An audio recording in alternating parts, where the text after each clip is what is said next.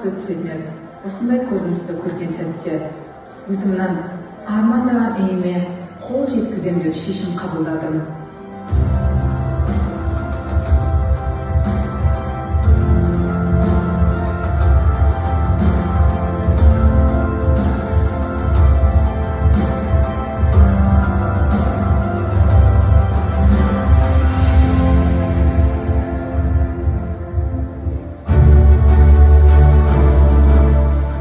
Мамандықты ата-анамның таңдауы.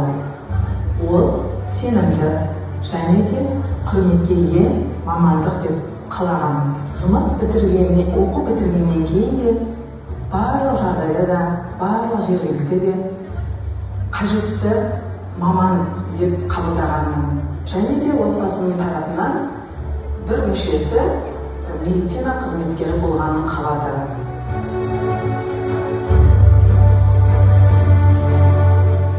Бұл салада мен жүріп, өзіме жауапкершілікті алдым.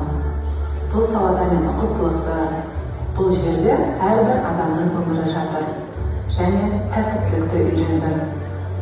Яғни жоспарды үйрендім. Бұл сала мені өмірлік деңгейге бағыттады десе болады. Әрбір әйел адам, әрбір адамдарға да көмектесуді түсіндім. Қамқор болуды үйрендім. Яғни бұл салада көп жұмыс, бірақ мен болашағым үшін аз нәтиже болатынын түсіндім. Бұл медицина саласын өте жақсы көремін әрине. Бұл салада жүре берсем, жұмыс өте көп, бірақ нәтиже болашағым үшін аз болады деп есептедім. Арманымды елестеткенде, арманымның әлеміне жүзіп кететінмін. Бұл салада жүре берсем, әрине жете алмайтынымды түсіндім.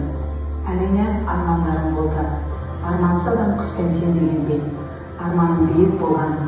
Бірақ осы салада жүре берсем, қашан жетем деген ойлар мазалайтын. Және де ол армандар орындалатынына сенімді болдым.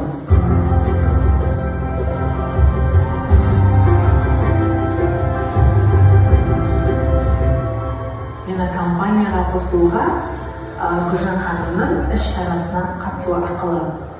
Сол сәтте Атырау қаласында үлкен іс-шара болған. Сол кезде мен бұл саланы, мен бизнесім деп қабылдаған жоқ, әрине бет күтімі үшін өзімнің бет күтіміне қатты ұнағандықтан және де қосымша табыс тауып көрейін деген мақсатпен көргенмін. Әрине бұл бизнес менің мансабым деп ойлаған жоқпын. Мен бұл бизнесте мен тек қана қосымша табыс тапсам деген мақсатым болды. Сол кезде бұл компаниямен мен де арманымды орындай алатынымды түсіндім. Сол сәттен бастап мен өзімнің арманымды жазып көрмеген арманымды жаздым. Сол іс-шарадан бастап арманымды жаздым.